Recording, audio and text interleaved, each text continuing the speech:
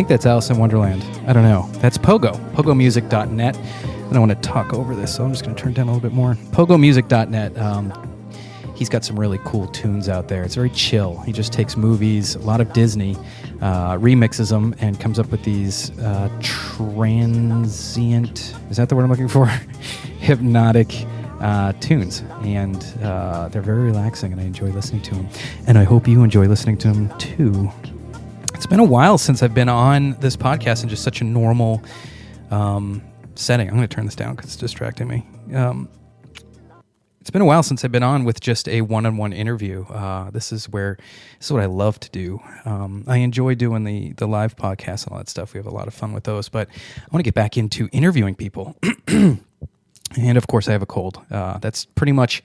That's par for the course right now. I don't know what's going on with my immune system, but every single freaking virus out there I am catching, and it's driving me crazy. This is the worst year for it yet, and I don't know if it has something to do with the fact that this is what I do for a living, and people are just bringing their viruses into my clinic, or my kids both kids started preschool this year, and they're bringing home everything. I don't know, one or the other. Because I'm healthy. I feel like I'm healthy.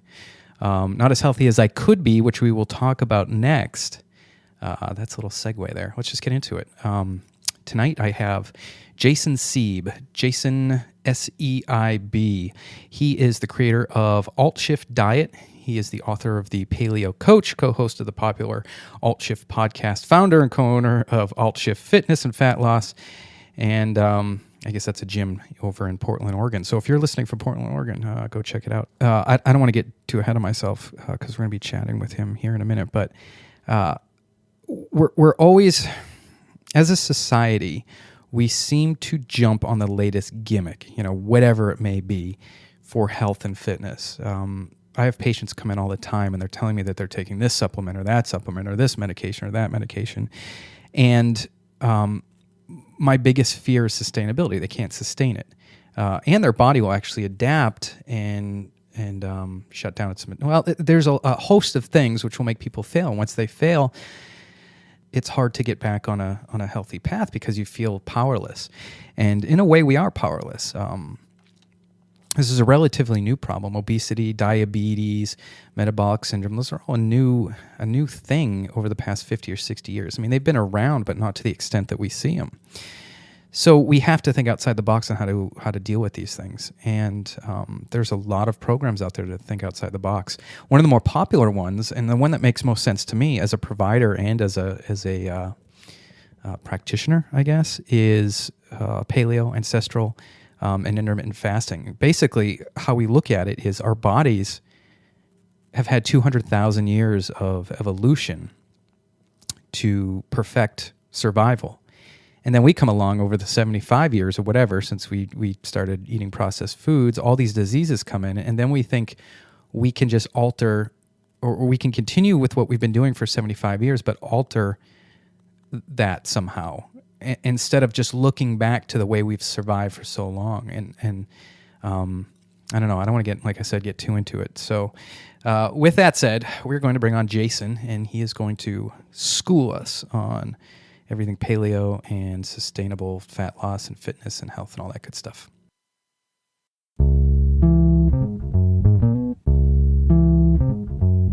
You're listening to the Wait, What If podcast.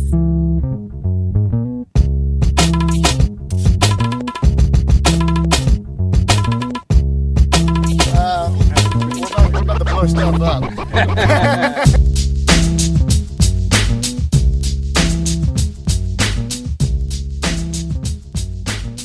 I guess we could just start. I'll tell you kind of the backstory for the listeners of what's going on is everyone who listens to the show knows I'm a medical practitioner, and I was hired on to kind of patch people up so they can go back to work. So my job is, you sprain your ankle, you bust a toe, you come and see me, I patch you up and get you back to work. So you're not taking too much time off, and you don't have to spend gazillions of dollars in an emergency room. They get me at a flat rate as a PA. I have one assistant, and we get all our medical supplies really cheap. So it's just a win-win. I have a great job. I have a lot of autonomy, which a lot of PAs don't have. And the county I work for saves a ton of money because they don't get the charge up that you would see at a urgent care or an emergency room. Well, as a practitioner, a lot of my patients come in and I see the same thing over and over. In fact, I'm shocked when a patient comes in and I see normal blood pressure, normal weight, and no medications. That's a rarity for me. And I started crunching numbers, and it dawned on me, if my job is to come into this county and save the money and treat these people, why am I avoiding the elephant in the room, so to speak? So I've been trying to implement. And I honestly, I had mentioned Rob Wolf. I'd heard what he did with the Reno Fire Department. So I honestly have no idea where to start. So I just started reaching out to people, and I found your book, and I read it. I'm a big reader, and I think you have a lot of good information in there. I'm going to put a link on my site. We'll talk about where people can get that. But so where did you begin? When did this become I guess it seems like it's your life's calling. So I came to all of this as I started working out on my own when I was about 20 years old, maybe 19, almost 20. I'm 43 now. The guy who taught me how to work out was a enormous bodybuilder, 5'11", 257 pounds with a 30-inch waist, 22-inch arms, 90%, lots and lots of titles. 90% Neanderthal, it sounds like. Yeah, right. Yeah, just enormous. Really great guy. Took me under his wing, taught me how to do the basics, and I kind of went the route of the geek instead of the gym rat, and really got interested in the research. And that was back when you had to go to the library and look at microfiche to find the studies. You couldn't just get on the internet, and I just geeked out, started trying to help some other people, eventually ended up wanting to become a trainer. Did that kind of on the side for a long time, and then realized that, I could probably do this as my primary source of income, something like 15 years ago, I guess. And got into that, realized very quickly that, when people wanted to come work out, they were trying to do that from the perspective of, I'm going to do exercise now because I did diet last time. And then they, you try to get them to eat right too, and they oftentimes don't want to do that. And then I ended up opening my own gym eventually, so I could have a little bit more control, and started, had a small gym. I actually was doing work that was excited about doing, but still, people were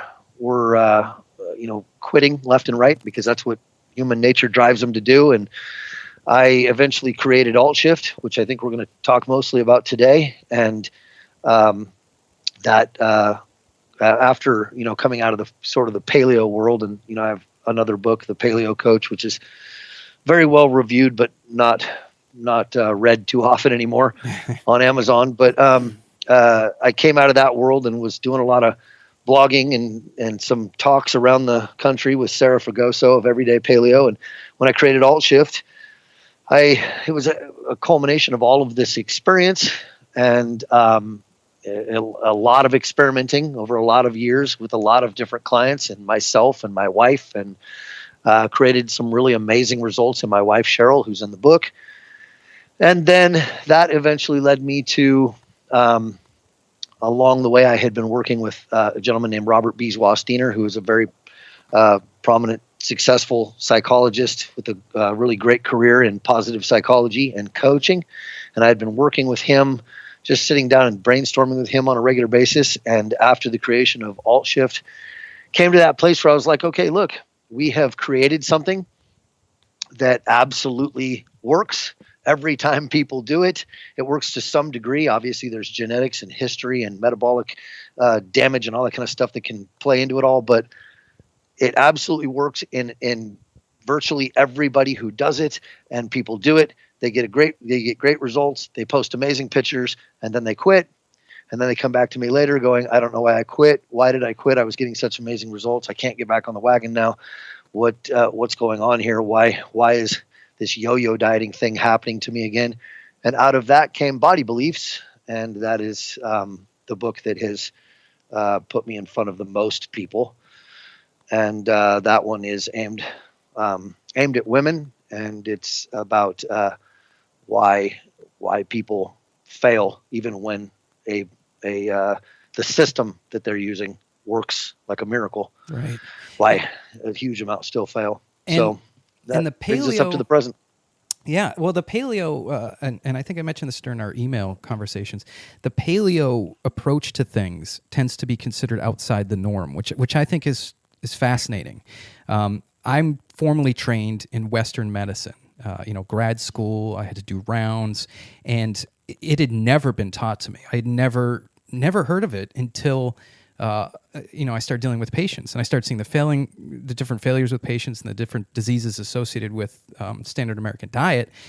And it wasn't only, I want to say maybe last 4 years, I started reading and researching and implementing it myself. Why do you think the disconnect, if you have an opinion, the disconnect between Western medicine and this sort of ancestral lifestyle push? Well, I don't even know if it's a disconnect as much as it's just two separate subjects. I mean, Western medicine is not about health. It's about not sick. Right. And you as a doctor, you are expected to treat diseases and symptoms and disorders and things like that, but you're not producing health in the terms of vitality. You're producing the absence of sickness. And so, when you went to school, you didn't really I haven't asked you this ahead of time, but I can confidently say you didn't really get to spend any real time on nutrition when you went to school. Oh, absolutely. Because to mention that in a room of doctors, say, talking about some sort of disorders, to say something like, well, let's start with what this person's eating and figure out what's caused it. It'll be a bunch of eye rolling in most cases. I mean, I'm not to say that there's not, a lot of great doctors out there. I'm just saying that that's not what's taught at the academic level. That as soon as you start mentioning nutrition, you are now looked at like you're getting into, holistic naturopathy or something. Like you're no longer talking about modern medicine. And so I think the disconnect comes from the fact that, I've made this joke. I used to say that in my gym, I used to my waiver had to say, before you start an exercise or nutrition program, you need to talk to your doctor. And I always used to make the joke that said, you need to talk to your doctor, your hairstylist, and your mechanic, because all three of those people likely have roughly the similar educations when it comes to nutrition and especially exercise. Doctor, your average general practitioner has no exercise science. And, so I just think they're different subjects. Like the medical community isn't doing anything wrong. They're not evil. They're not, this is, first off, it's aimed at the treatment of disease, not the producing health and vitality. And those are very separate things. And then secondly, it's economics. It's not, people think that, when we say we want our kids to grow up to be doctors and lawyers, we are talking about wanting them to grow up to be successful. We're not talking about wanting them to grow up to be saints. Right. And if you are a doctor, you get up and put your pants on and go to work every day. And so does that pharmaceutical rep that comes in your door and trying to sell you drugs and telling you about the research that you don't have time to read. And, the insurance companies that want to pay you less and less. So you're spending less and less time with each patient. And the more time you spend, the less likely you are to make as much money as you made last year. And, these are unrelated problems to why doesn't the world pay attention to the fact that, humans are animals. We're probably going to have to admit that. And then we're going to have to look at the fact that when an animal is adapted to its environment, that environment accidentally produces healthy animals. Right. And we are unhealthy. So there is a problem. And what are we supposed to be adapted to? And you start looking at those things and health comes out of that. Mm-hmm. But again, it's a different definition of health than what paleo is producing, and AltShift by extension is producing, is a health in that means you don't go to your doctor as far as your doctor is concerned. It's taking you to a baseline, but then it takes you far beyond that, and your doctor doesn't care about that because they don't see you. You see what I'm saying? Mm-hmm. So like if you go from not sick to extremely healthy, the whole distance between that will be unmeasured by your doctor. because they have no way to measure that. Right. You're simply not in the blood ranges, like, when we do blood tests and look at hormones and lipids and all those things, you're just simply not in the ranges that are problematic. We don't have a way to measure the fact that, hey, this person looks like a freaking superhero compared to everybody else their age. There's no real way to measure that. Those are just all things that you can observe with your eyes and kind of jump to conclusions, but you can't put a number on it. You can't say the average person is a health level 5 and this person's at a health level 15, but 5 is the baseline with no disease. There's no way to do that, because that doesn't make money. Right. No, you're absolutely right. Have you ever seen the documentary Blackfish about I think it was that Blackfish. It was about the killer whale. And the killer whales in captivity, their musculature changes. I think it's their dorsal fin will get floppy. It flops over. And scientists can't figure out why. They're like, why the hell is this happening? We can't figure out why these things. It's because take an animal out of its element and place it into a controlled environment, you'll weaken, and you'll weaken tremendously, and you'll get sick as a result of it. And it just makes sense. It just, without having looked at it through my PA school, which is like a mini med school, we never ever looked back on it. We did a little bit of evolution, I guess, in I don't know, the prerequisite courses or something. I don't remember. I honestly don't remember taking anything like that. But it only makes sense. We've had 75 years of this modern diet since World War II, and that's really when it changed. I mean, I guess you could say during the Industrial Revolution, but 75 years compared to 200,000 years of human evolution is it's not even a drop in the bucket. It's such a small amount. I don't know what the percentage is. Maybe you could come up with it, 0.001% or something like that. It's such a small. It's way beyond that. Yeah, it's like a blink. But I mean, the interesting thing is that this stuff is not even remotely a mystery when we talk about animals. Right. We could take somebody who has never been to a zoo before, and we could say to that person, hey, we've got a tiger coming in today. We took it out of the jungle. We're going to put it in this cage and dramatically limit its ability to move around. It's not going to have any other tigers around. We're going to feed it 40% of its natural diet and keep it stressed out most of the time about things that really don't have anything to do with its survival, but it's going to stress out. What do you think our outcomes are going to be here? Do you think we're going to produce a healthy tiger? And that person that maybe heard the word tiger for the first time that day is going to go, no, you're crazy. Right.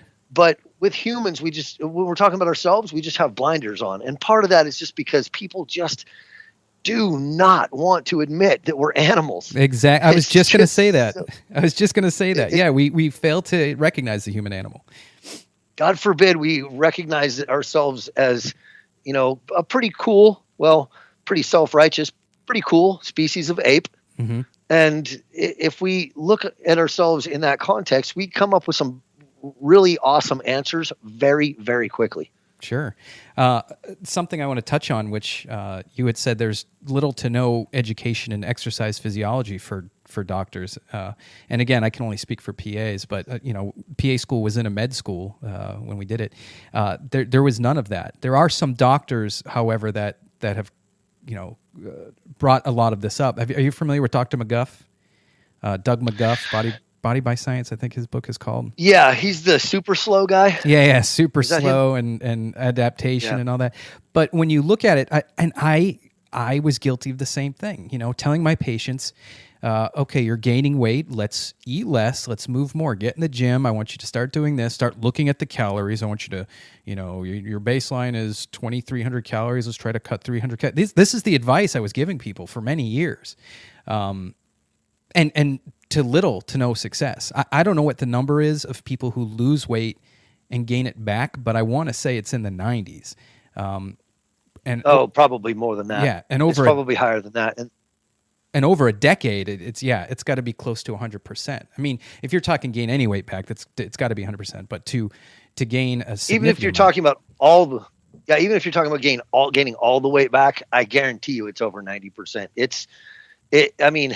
Weight Watchers has a 95% failure rate at the 1 year mark, And so I believe 95% of those people are heavier at the 5-year mark. And obviously Weight Watchers is a caloric restriction program that, they've been trying to do some better things over the recent years, but it's a program that vilifies food in general. Exactly. And says that if you just eat less food, you'll weigh less.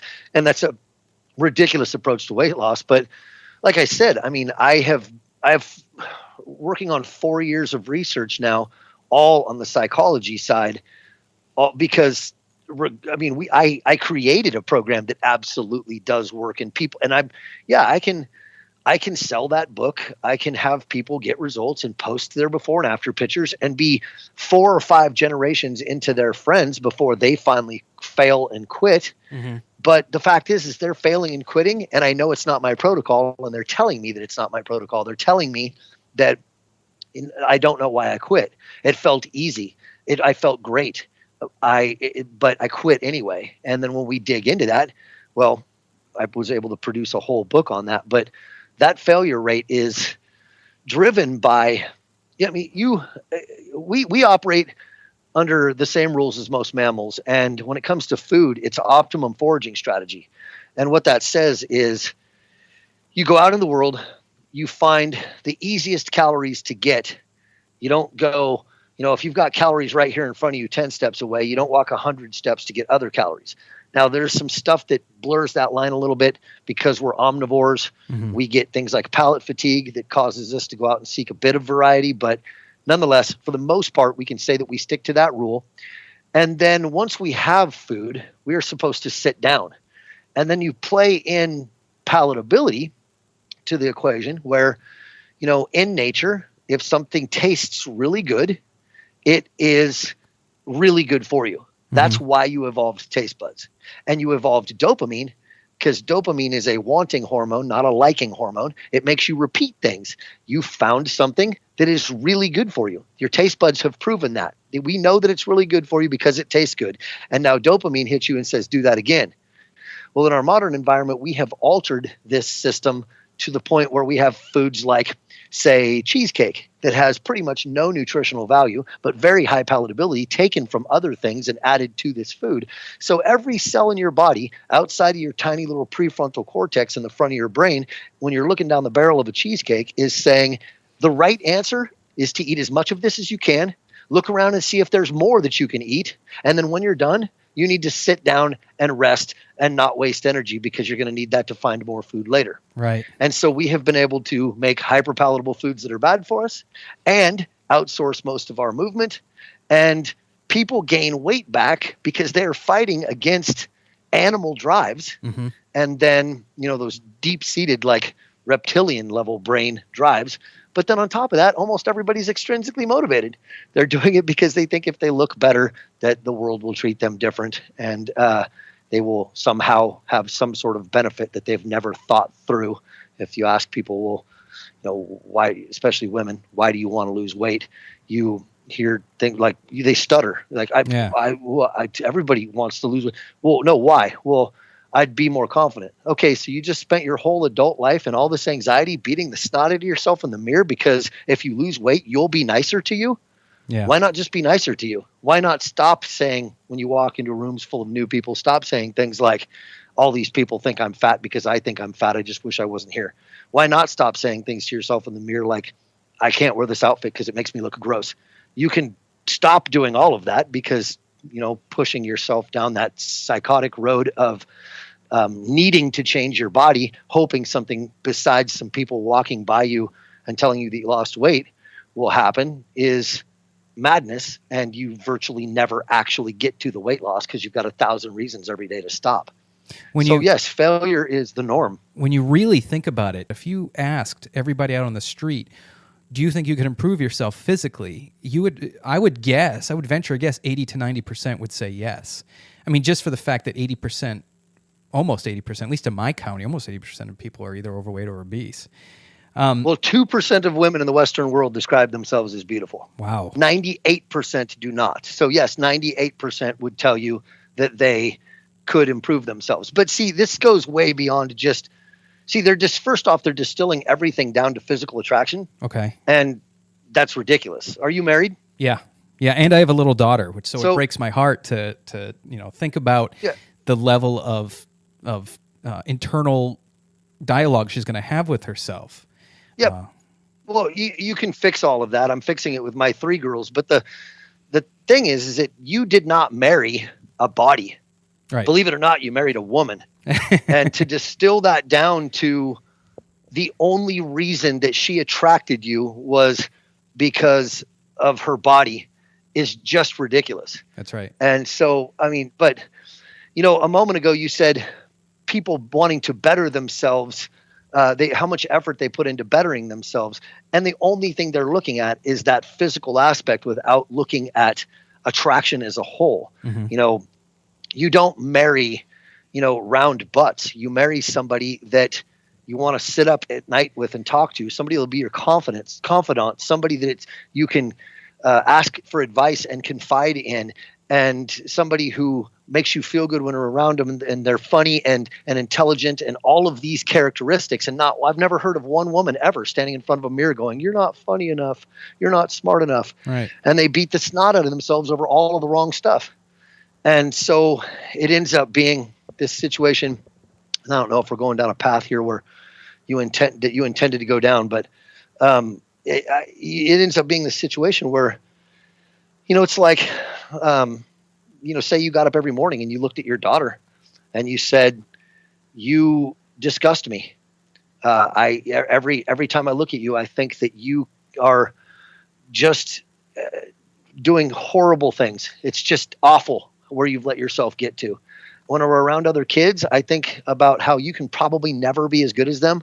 There's maybe not even any point in you trying, but I guess maybe we might as well try to make some good decisions today. Let's go do that, shall we? That's how those 98% of women typically on some level are coaching themselves to try to create beauty. And that's asinine. Right. It's asinine and heartbreaking that you could think that you can take a attitude that says, "Oh, you look gross today. Oh, your skin's washed out. Oh, I need to take 5 selfies because those other 4 looked awful." Oh, all these things you would never say to a friend. Look at a friend one time, look at a friend and go, "You need to change that shirt. It makes you look fat." I dare you to say that to a friend just one time. You would Right. never, but typically saying these things, women are typically saying these things to themselves every single day. And they're pretending that that's a good way to coach themselves to something amazing that they will love being. Right. And that's just not going to happen. It's We're- just not. And we can't let our daughters go down that road. Where does it come from? Is it a combination of society? Is it where does that come from, that internal dialogue? Well, it comes from the fact that modern society is not supposed to look like this. And when I say that, I don't mean like marketing and all that kind of stuff. Mm-hmm. I hear that a lot. But the media tells us that we have to look this way. Okay, I can understand that, but you've never dated the media. Not one time did the media knock on your door and ask you out for a blind date. Mm-hmm. You look around in your world and you see actual real couples. And you see couples all the time that you go, both of those people are super attractive. Both of those people are maybe not as attractive, and tons of them that are really mismatched. So to look at the TV and say that every woman has to look like Jennifer Aniston is to ignore the real world, to just put the blinders on and completely ignore the real world. But where society does really mess up women, more so than men, comes from, well, let's start with something I talked about in Body Beliefs. My friend Robert, the psychologist, spent some time with the Maasai in Africa. Mm-hmm. And they are a herding culture now, but they typically live very close to the lifestyle that hunter-gatherers would live. They're separated from society and very tribal. They are. They went around to all of them. They're badass warriors too. They're badass warriors too. Yeah. Having studied lots of martial arts, the Maasai are. They got some. I digress. Go ahead. Yeah. So they went to a bunch of these people, men and women, and said, "Are you attractive?" And they were all like, "Yeah, duh." And they go, "Well, why? Why do you think that?" And these people would point at they go, "Well, my jewelry or my blanket or my clothes." They have no idea what they look like. They have no concept of what they look like other than what they can look down on. There's no such thing as a full-length mirror. There's no such thing as a scale or a measuring tape that tells a person what their waist should be. They don't have pants that don't fit you because you're not as good as that person over there. And when you went to this one place to get all of these pants, all the cool people were buying those and you don't fit in, so you're a loser. There's also no such thing as strangers. There's no way for you to go walking. I mean, there is to the degree that people show up and see these people now. But for 2.6 million years that our species was under development, there was your tribe, an outlying tribe or two, maybe a few that you saw once in a while. You virtually knew who everybody was. If you were a single female, not pregnant or carrying a child or nursing a child at the moment, in other words, you were acceptable breeding stock in your area, you probably had competition that amounted to 2 or 3 or 4 other women. And you couldn't go to the mall and walk past women and go, I know exactly what I look like and I don't look like her. She is prettier than me, therefore she's better than me.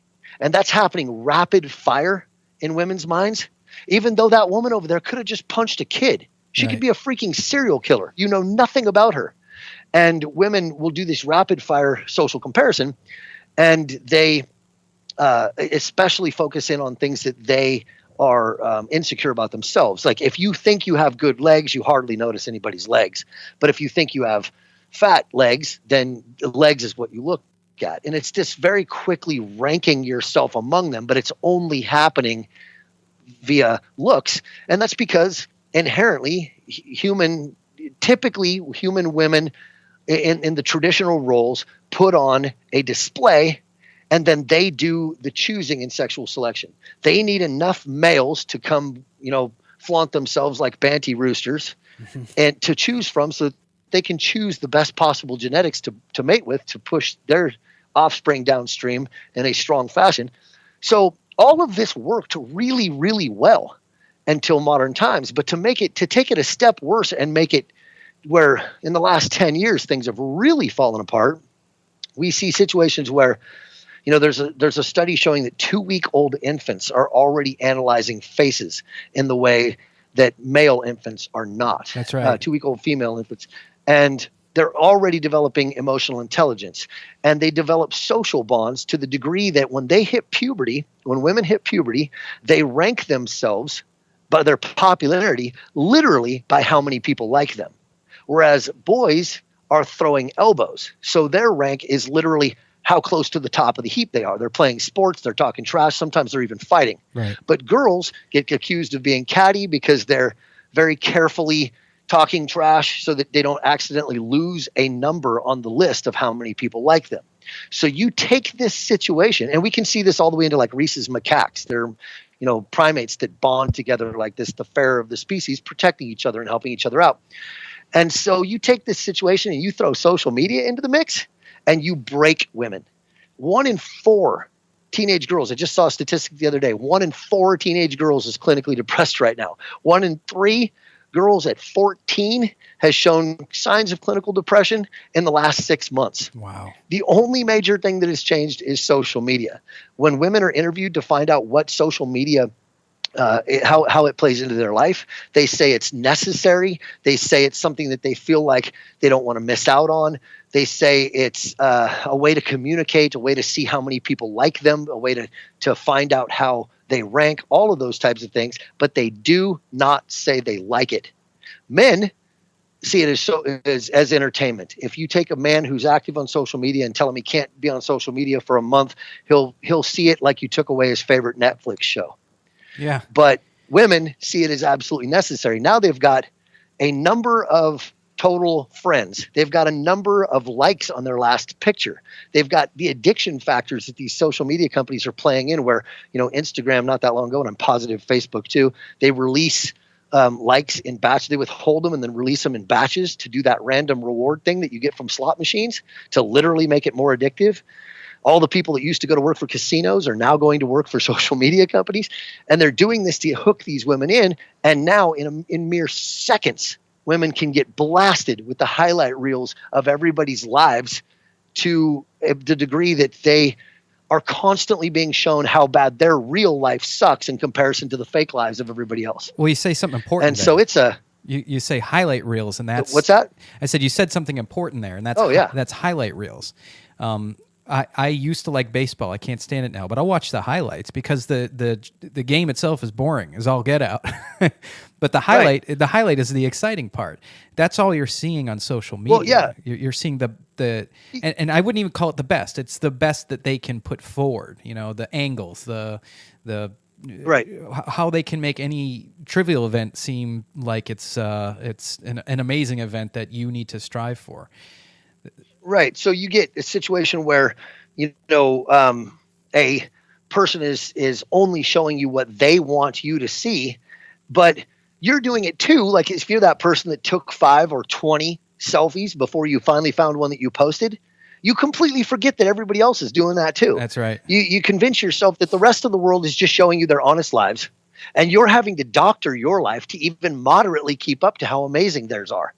I mean, just scroll through your social media feed and you will see the same basic angles on the same people taking the same photos because they know what angle they need to be photographed in. They know, it's all a huge game, and it plays into women's innate social drives exactly like cocaine plays into happiness. And it alters it too. It's not real. It's because Totally. I was trying to take, and I'm exactly the guy that you're talking about. I'm 40 years old. I could care less about social media. I mean, I use it to market my brand, but beyond that, I remember when the election was going on last year, it was entertaining, so I was on it a lot. But after that, I could care less. So I'm sitting with my daughter, and I go to take a picture, and it took me 5 minutes to figure out how to flip the camera around to do selfie. But I flip it around, and my face looked funny. I was looking at like, what is going on here? And then I started messing with the settings, and it was airbrushing me in real time. So I was seeing me without freckles. Wow. And I was like, what the hell is going on here? But that's the first connection I've ever made to it until you just said that there. So even these pictures that people are putting up aren't even real pictures. No, yeah, it's all really, really a mess. And I don't know if your intention was for us to go down this rabbit hole on this podcast, but I mean, this is the realm that I work in now, is trying to answer those questions of, people don't quit dieting and fail because of protocols. They don't. I mean, unless a protocol is unhealthy and over time it starts to make them feel really bad. Right. But the guidelines of AltShift I've never once heard that. I've never once heard somebody say, I got results and then I just quit because of the guidelines. They do things like, you get stressed out. If you're stressed out and you're extrinsically motivated, you're not doing any of this for you anyway. Right. You're doing it because you think everybody else will love you better. What is stress? If stress is anything, it's a time when life is forcing you to be selfish. And since you were trying to lose weight out of spite because those freaking jerks won't just love you the way you are, you tell all those jerks to go to hell when stress hits you. And then you got situations like, well, I deserve a treat. Well, if you were intrinsically motivated to doing this for you, I deserve a treat sounds a lot like saying, I did such a good job cleaning my house, I deserve to throw a big handful of dirt on my living room floor. Right. That doesn't make any sense until you're extrinsically motivated, until you're doing this for unexamined reasons. So the first thing you need to know is, why do you want to lose weight? And usually it's, well, I'll be more confident. Nope. See, if you go to the bookstore, there are whole sections of books on confidence. Not one of them says the way to get confident is get into a size 6 jeans. If you're in a size 6 jeans, you will be confident. Not one of them. If you really wanted confidence, you would be working on confidence. What you really want is to not be so mean to you. You really want to not wake up in the morning, look in the mirror, and be disappointed while you pinch things and tell yourself that you suck. That's what you're hoping will happen. But in the real world, nothing's happening. If you do lose the weight, you don't get a raise. If you don't lose the weight, they don't take your kids away. Nothing really happens to you unless there's somebody in your life that's constantly telling you that you suck because you're overweight, in which case you don't have a body problem, you have a filter problem. Right. You let somebody who sucks into your life. Or it's yourself. So, like you said, you're telling yourself that. And then how do you get so how do you if get rid you of that want person? to get a body, if you want to get a body that looks awesome, you've got to get really healthy, and you can't get really healthy unless you're intrinsically motivated. You just can't. I never see it happen. So you have to examine those motivations. You got to sit down and meditate. You got to get some mindfulness into your life and start asking all the right questions as you're about to do the things that trip you up. When you're telling yourself things like, oh, one bite won't hurt. Well, okay, why will one bite benefit you? What's the value of that treat right there? Did you really just spend all day long saying, I want to lose weight, I want to feel better, I want to look better, I want to not stress out when I go bathing suit shopping, I want all of these things so bad, but right now I'm going to throw all that out the window for yum. Did you really just say that? No, of course you didn't say that if you were honestly thinking about it in the moment. You can only say that through unexamined emotions. So that's where I do most of my work now, because the protocol, which I guess we should probably get to, is in place and has been for a long time, and it works fantastic. So, well, I think that there you have it. This I think that this is really important because, well, I haven't read Body Beliefs yet. In fact, I actually ordered a half dozen copies for only because I heard you talk to Rob Wolf about it. When I heard that, cool. I was like, this could benefit some of my people. But you know how it's a government agency, so I ordered them about 2 weeks ago, and I'm hoping to get them soon. But yeah, I ordered a half dozen copies to get out to my patients, and now I'm actually even more excited about it because you explained it perfect. I can put people on medicine, right? I can give people a shot every single day of their lives that will make them lose, within a few months, 10% of their body fat, and it will fail. Mm-hmm. And that's these people are shooting themselves with medicine. It doesn't feel good. They are taking that step, and yet they'll still fail. And as a practitioner, it's my job to explore, and I guess it's the medical community in general. It's their job to explore why the failure, because the more failure we have, the more sickness we're going to have, the more disease we're going to have, and we're at a tipping point, and a lot of people don't realize this. We're approaching 50% of individuals with type 2 diabetes. There was a 4-star general, and his name's escaping me right now, but he testified before Congress that this is a national security threat. Why is it a national security threat? We're going to bankrupt ourselves. Plus, we won't have the people to fight. Plus, everyone's going to be sick. So we are at a tipping point. And every day, like I said, when people come in, someone comes in with a broken toe, and I look at them and they're 250 pounds and 42% body fat, I want to say, I address it. I try to address it every time I can. But as a practitioner, it feels like we had a term in the military, pissing up a rope. It just gets you messy and you don't get anywhere, right? I can address it. I can put them on medicine. We can talk about diet. But the failure is going to come. And it fail enough times, and I've seen it. I've seen a lot of broken people that have failed enough times that I don't know. I don't know if they're reachable. I would like it to be, and that's I guess, my tasking for the next 15 years before I retire. But, I mean, it's tricky. And I'm hoping, just from what you explained, it gives me a glimpse of hope. So let's take that. Let's take that person. So you have the person that is dieted.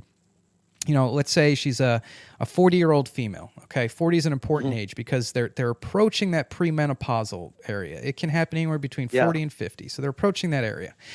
Weight is going to be much more difficult to take off. Let's say she's obese. Her BMI is 32. All right, she has tried weight loss a number of times, and that's not even, I'm not making that patient up. You know that patient who comes in with the BMI of 32, 33, who's 40 years old with 3 kids, has tried to lose weight at least, I'm going to guess, 4 or 5 times, maybe more. Probably more. You're describing 70% of the women I work with. Right. So what's your first step? How do you say, hey, I understand that you have been defeated so many times and that you've probably given up. Maybe you have, maybe you haven't. But this time, let's work on it. Where's the first place you start?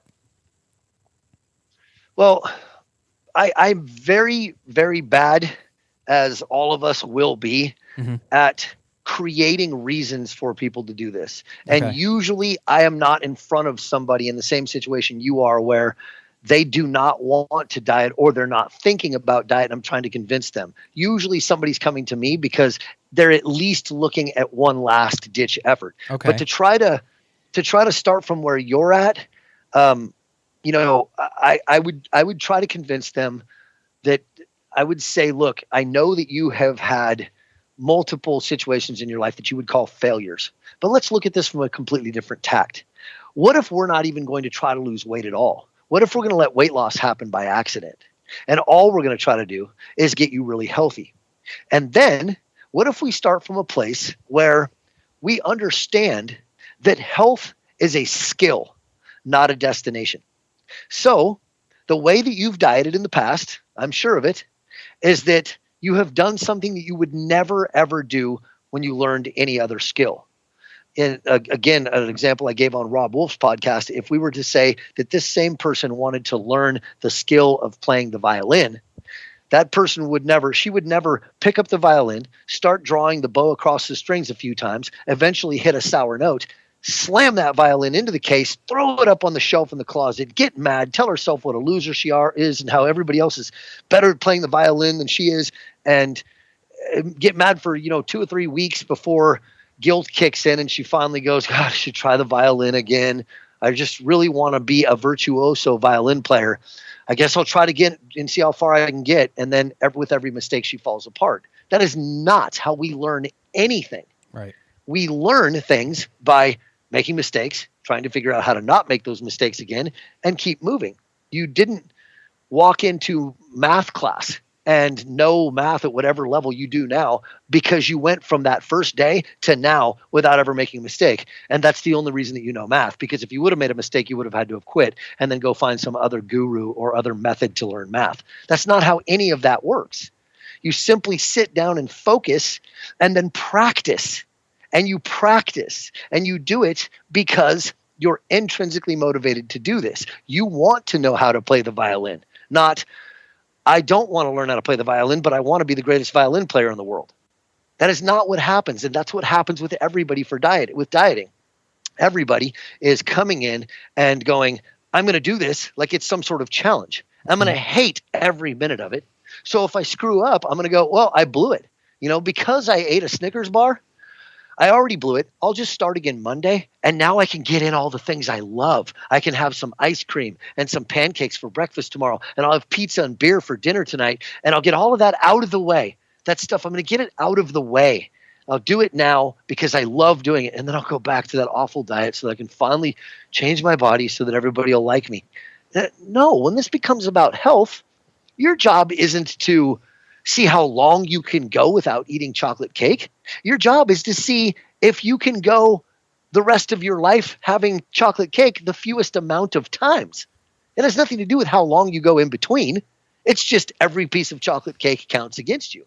If you're intrinsically motivated, every time you sit down to a healthy meal, you can go, I deserve this meal. I'm getting healthy because I deserve it. And this meal will nourish me and make me feel good. It is completely unrelated to the last meal I had or the next meal I had. You're intrinsically motivated, for example, to shower. You don't shower on a Monday morning because you showered on Sunday and because you know you're going to shower on Tuesday.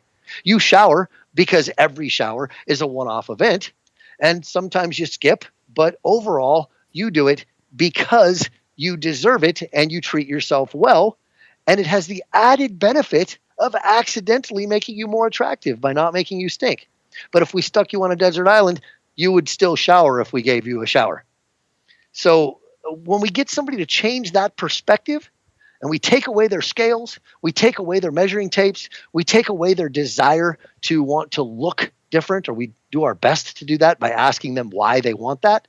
And we say, don't you just deserve better? Don't you deserve to feel better? What if in 2 or 3 days from now, you could already be feeling better than you do now? And every little step would be a celebration all the way to the grave, not to some goal. Right. Not to some ridiculous goal that if you haven't got to that goal yet, you're still a failure. You're a failure until you reach it. And then when you finally do reach it, I lost 40 pounds exactly. Now what? Now you go back to the land of being a loser until you hit the next goal? No, every moment, every meal, every walk, every time you prioritize sleep or sit down to meditate to get your head straight so that you can keep doing all this stuff, every one of those is a one-off event that deserves a high five. That's the kind of conversation I would have with that person. That's fantastic advice. There's a lot of mindfulness in that. Have you ever had formal training in mindfulness or cognitive behavioral just therapy? Years of research and experimenting. Wow. It's a huge portion of what I do now, and I've read, hundreds of papers on it. obviously worked with Robert for an extensive, 4 years now, all looking at all of this. I use mindfulness very cognitively, it's like mindfulness meditation from the standpoint of cognitive behavioral therapy. Mm-hmm. So I don't so much teach people to sit down and try to clear their minds and find a happy place. I teach people to sit down, recognize thoughts, and then learn how to control thoughts. Because when you walk into a room and everybody looks at you and you go, oh, I look gross, I just wish I wasn't here right now because all these people are looking at me, you are making a whole bunch of assumptions that amount to nothing more than self-abuse. Mm-hmm. And that kind of stuff needs to be controlled. What really happened is you walked through a door, some people activated some muscles in their necks and turned and used their eyes to see that there's another human here. Those are the only facts you have. And all of these people have things going on in their heads that you can never know what they are. You need to use mindfulness to change that and go, I don't have any proof. Why am I going to beat myself up? You can think 100 different things. And what if you were one of those people and somebody walked in and said out loud, wow, all these people think I'm fat. Look at them all judging me. Wouldn't you be like, geez, why are you treating me like I'm some kind of jerk? You're really just going to jump to the conclusion that I'm a complete ass based on the fact that you just glanced at me? That's what you're doing to everybody that you do that to. Those thoughts are wrong. They need to be adjusted. That's what cognitive behavioral therapy is. Right now, I think it's the most effective therapy for treating depression. I believe it still is. And some of the other emotional disorders. And the idea is you dig into the thinking and go, where is this coming from? What is the thought that this is based on? Like when women go, I desperately need to lose weight. And you ask them why, and they stammer. Yeah. Because they think that something bigger is going to happen. And really, a couple of people are going to walk by you in the hallway at work and say you look like you lost some weight. That's going to fuel you to go home and take more measurements and do more desperate things as those compliments don't keep coming. And you're doing all of this based on unexamined emotions. There's some thoughts in there that if you just mindfully said, is this really worth all the abuse I put myself through? That I have done this to myself my whole life? So some people at work will tell me they think I lost weight once? Yeah. Like, really? Is that what this is about?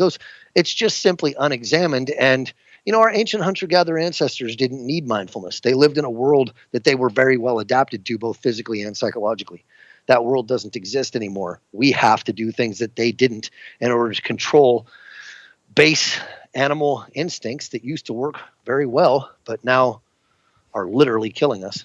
One thing that changed my life and probably guided me to where I am now as a helper of people, as a medical practitioner, is I was in the Air Force and I was stationed over in Iraq a number of times, and I came back a completely changed person. And I was having some issues, definitely some anger issues, definitely some, I guess you could call it post-traumatic stress. There's some other ideas about, but we won't get into that. So, and I read a book about, through the military at the time, it was becoming a hot button issue. This was probably 2004, 2005, 2006. It was a hot button issue. So they were actively screening anybody. And if you had any sort of signs, you were put right into cognitive behavioral therapy.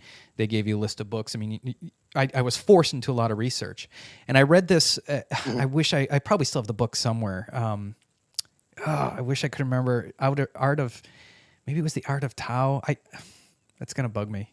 I'll tweet it out, whatever it was. But at the beginning, it talks about two ducks on a pond and how they approach each other and they get into a kerfuffle. I mean, I don't know, whatever ducks argue over, but their feathers ruffle up. They whack each other with their wings and they fight it off for about 5 seconds, 10 seconds, and then they calm down and then they go about their business. And if you ever watch ducks do this, which they do every now and then they interact with each other like nothing ever happened. There's no before that moment.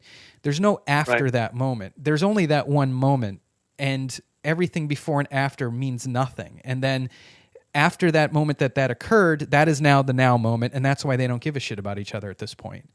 It was very, very, very Your dog's powerful. the same way.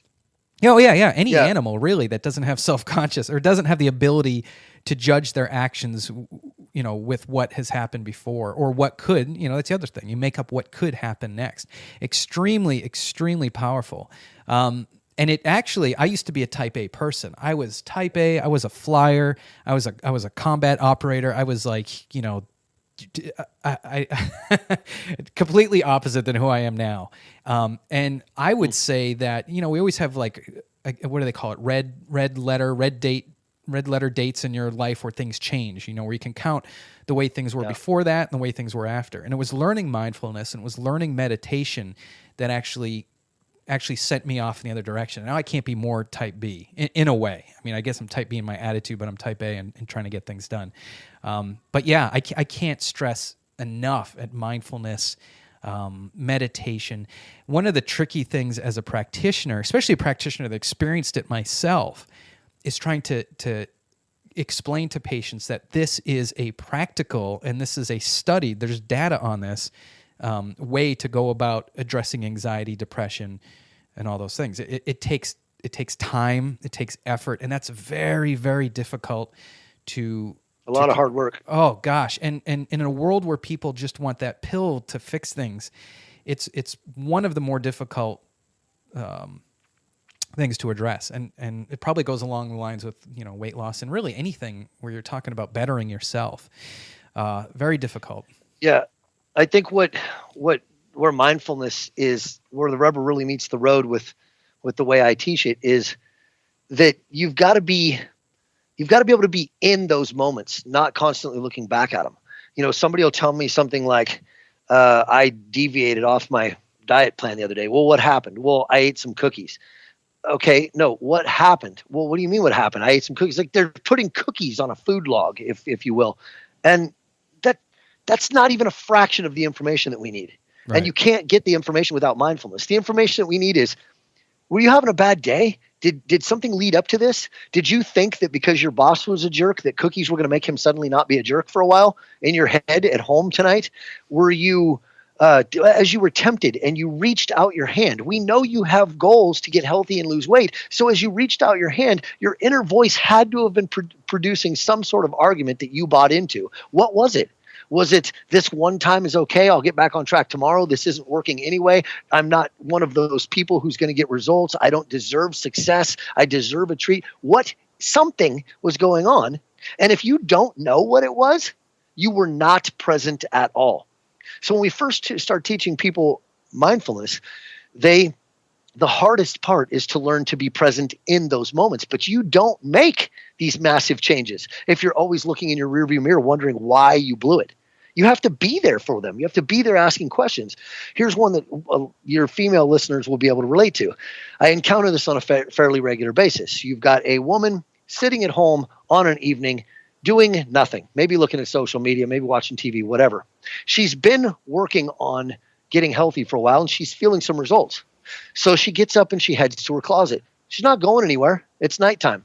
She starts trying on clothes, old clothes from the back of the closet. She puts on a particular pair of pants and they fit. They were too tight before. Hooray, this is awesome. So then we go deeper into the closet and find smaller and smaller things. So we go from hooray, this is awesome, to now I'm depressed because I found clothes that don't fit me. And the question that is never asked is, what in the world are you doing? What is the point of this? Even if everything in the closet is, hooray, that's awesome, absolutely everything fits, what do you do now? Do you go to your computer and look at your bank account and suddenly there's $1 million in there? Maybe you go to your husband and he goes, oh my God, all your clothes in your closet fit. I love you so much more now. Maybe your kid makes honor roll. What are you doing? Even if it's all positive, what are you doing in this moment that holds value to you and makes it more likely or less likely or whatever, all of it has to be examined, that you will continue to make good decisions? And chances are, even if it's all positive, you've now given yourself an extrinsic reward. You've said, I am doing this so that these clothes will fit. And then that will become your metric. You're no longer sitting down going, this meal is good for me, I'm going to eat this meal because I deserve it. You're eating this meal to string enough of them together to see if you can get to even smaller clothes. Nothing kills an extrinsic motivation faster than a paycheck. And you just received one. Just like compliments, it's the same thing. As soon as you start receiving any sort of benefit, some sort of reward that draws you back to the way you look, that will become your focus in a blink. Mm-hmm. And you lose focus on your intrinsic motivations of being all around awesome, You hold on to that anxiety that says, I still feel like maybe I'm not attractive. I still need to find out by looking into your eyes and seeing if I've convinced you that I'm attractive so that I can feel like I'm attractive. And everybody can see that on you, and it detracts from your actual attraction regardless of the shape of your body. So this is the stuff that mindfulness has to be used for. You have to ask yourself these questions in those moments. I'm getting up off the couch to go try on some clothes. Wait, am I going anywhere? Am I really just going to go focus on my body for an hour? What if it's all good? What if it's all bad? What if it's some good and some bad? Regardless, what is the outcome? What am I expecting to happen right here? Other than stirring some emotional pot on something that shouldn't be emotional. It should be rote and procedural. I'm going to eat this healthy food because I deserve it. End of discussion. I'm not going to think about this any more than I think about brushing my teeth in the morning. There's better things to think about. Is it really beneficial for me to go spend an hour in my closet at night when I'm not going anywhere? I bet you don't have a female listener who hasn't done that. I'm gonna ask my wife because I know she's got it's something that women do. I have a shirt I don't wear for 6 months. It's gone, right?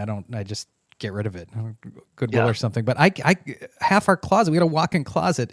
2/3 of it are clothes that she just doesn't get rid of. Yeah. I'm gonna bring that up. Here's because I just realized I've taken your over an hour of your time right now. One last question I want to throw at you. We talk a lot about women. I would say about 25% of my people that come in that I address weight loss or ask me about weight loss are men. Do you see any challenges that you don't face with women? What's that? Yes. The men are very easy to intrinsically motivate. They typically are intrinsically motivated when they come in. They want to do this. They don't think that if they're going to lose a bunch of weight that everybody's going to love them more. That's not how we're wired. Men can earn dates, just by growing bigger antlers. So men don't feel those same pressures, those same innate pressures to put on a good display that then passively draws over mates. We will go ask women out. We will go do our display right in front of them, go talk to them, go show them that we have a good career. We can take good care of them, all of those things. Women are passively trying to attract mates over. Typically, again, these are generalizations, but they're based on, our evolution and sexual selection and what we know about those things. But men, the problem with men is that they simply lack motivation. Men's motivation is the correct kind usually. It's usually intrinsic. Yes, I need to lose weight because I feel like crap, but there isn't enough reward in their mind for most of them. To give up beer and pizza or nachos during the game or something like that is not worth it enough to them in enough of those individual moments in order to just simply bail a beer gut that isn't really negatively affecting their life. When men get out of the shower, even when they're really out of shape, they are far more likely to flex than they are to pick themselves apart. But it's problematic because they're not taking quite the hit that women are with, things like type 2 diabetes and even, heart disease and stuff. All of this stuff is getting really bad in women. Men just can't get motivated enough. They almost need some extrinsic motivation in that, like, if you tell a man, look, your daughters, for example, need to see you taking care of them, taking care of yourself. Sure. They need you to be here a long time for them. They need you to be the stable one, especially if mom has been freaking out about her body for a long time. And she says things like, oh, I never talk about my body in front of my daughters. It doesn't matter. It doesn't matter. They are absolutely going to become what you believe about yourself. Right. You need to be the stable one that can show them, look, this is how you treat yourself with love and compassion. And you give a man a little bit of that extrinsic motivation involving somebody that they love, and oftentimes they get great results. Yeah, that's funny how you bring that up, because I had mentioned in my email to you how I just have the science and I have the knowledge to change my body composition pretty easily through some work. But I was talking to my wife. I was all upset, and she said, "What's wrong?" And I said, "Well, between Thanksgiving and Christmas, it was just out of pure gluttony. I just enjoyed the many baked goods that my mother-in-law and my mother had brought. And I have a metabolism that is very, very low carbohydrate. I don't respond well to it at all through any sort of. I even have to limit my vegetable intake, and it's all because of martial arts, wrestling, cutting weight, gaining weight, cutting weight. So I have to tone it down a lot. And if I let it go, I mean, it comes on. I want to say within 2 weeks, I could easily put on 20 pounds. And so, I was, and I could tell by the way my jeans were fitting. I was like, you gotta be kidding me. And I don't own a scale. I don't get on one. And I don't even like to put my patients on them at work, but I have one at work. So I stood on it. I looked down, I saw that I had put on 16 pounds. And I was like, gosh, that's a lot of work I got to put into taking this off again. And my wife said, you're fine. Why are you even worried about that? You don't look like you put on 16 pounds. And my answer to her, and this is the first time I really thought about it until you just mentioned it, is I have 2 kids and I'm 40 years old. I don't want to die. It's not, I could give a shit what I look like at the pool. I don't want to drop dead, and I know what can happen. I mean, I know the damage that complex carbohydrates and when you mix saturated fats with sugars. I mean, I know all that damage, and I know that that's what's going on. So yeah, that's the first time I ever actually put the 2 and 2 together. So you know what? You went into body beliefs, but I'm actually glad you did, because I learned quite a bit from just this podcast alone. And like I said, I ordered a half a dozen of your books. So I really appreciate that. No problem. And now I'm glad I did, because your passion and your expertise in the subject is amazing. It's something that you convey very, very clearly, and in a message that I think people will respond to. Well, that book has I appreciate you buying the hard copies, but I also, to let your listeners know, I give away digital copies and audio copies totally for free on my website, because I'm so passionate about the message. And that's despite the fact that it has 5-star rating on Amazon for the hard copies with over 70, I don't know, like 73, 76, whatever reviews. And it's still holding a 5.0 on rating. So it's been very well accepted. But I give those copies away because I'm that passionate about this message, especially when it comes to fixing women who influence the next generation.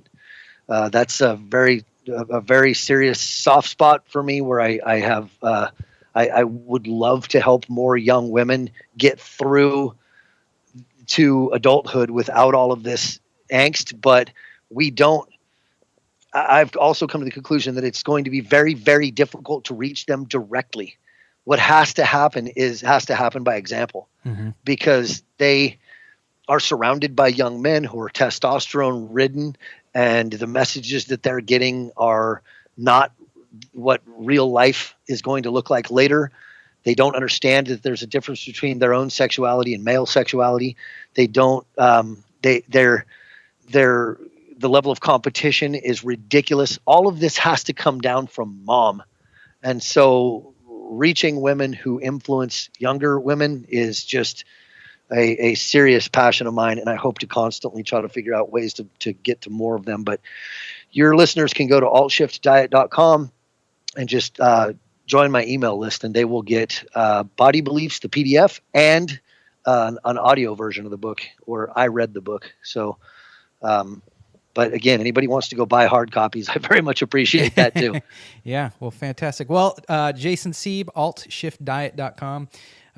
Thank you very much for sharing your time. It's folks like you that take their time and reach out and talk to us that actually makes this really weird, bizarre world of information sharing through podcasts a thing. And I am very, very grateful for your time. Yeah, thank you so much for having me on. If you ever want me back, just let me know. All right, I might reach out to you with questions here and there from working on a county.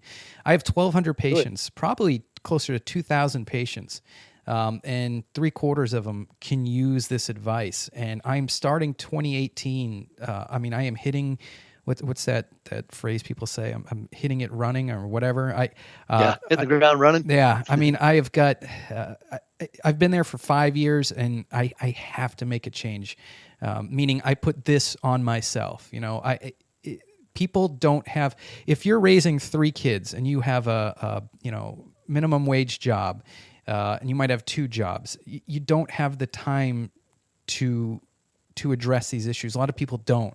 They don't have the time to read through these books. So it falls on me, and I feel responsible. And the biggest thing, and I told this to my wife the other day, we were dropping some stuff off to Salvation Army, and it was right before Christmas, and this woman was walking across the parking lot, probably 50 years old, hobbled, could barely make it across the parking lot. And I looked at her and I said, that is what I want to fix. I could care less if I make a beauty model. I could care less. I want people to, and same thing, I don't care less if I let people live to be 100.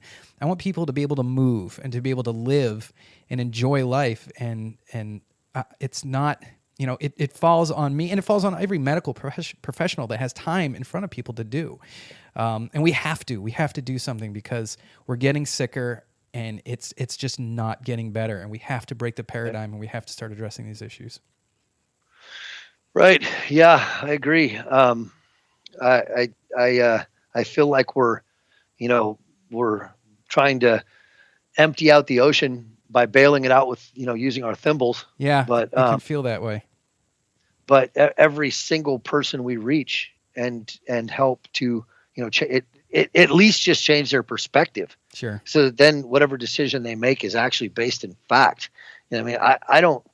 I don't have an opinion about whether or not you want to eat nothing but pizza and beer. This is your life, and you get to live it however you want. I'm a hammer when you need a nail driven. Mm-hmm. And I just want you to know what the nails are, and then how to use the hammers. And if you don't want to drive any nails, fine. Yeah. That's totally fine. This is your body and your life. But the world is full of people with the wrong information. Mm-hmm. And that's ridiculous and frustrating and maddening, frankly. Mm-hmm. And people like you and me are going to keep trying to fight the good fight. So I appreciate the opportunity to do that with you here. Well, thank you very much, Jason, and have a happy New Year. You bet. Take care. Like us on Facebook.com/WWI Podcast and at WWI Podcast on Twitter. Drop us a line at waitswhatifpodcast@yahoo.com. Listen to us on iTunes, Stitcher, or TuneIn Internet Radio.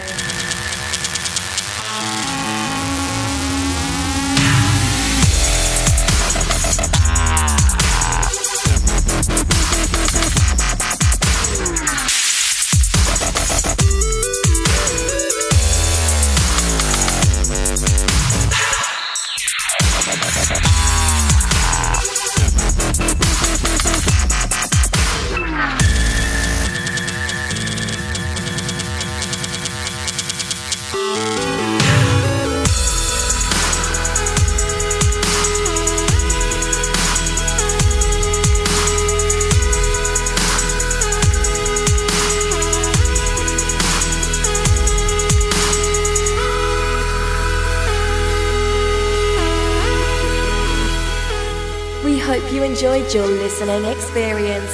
Now go forth and expand your reality.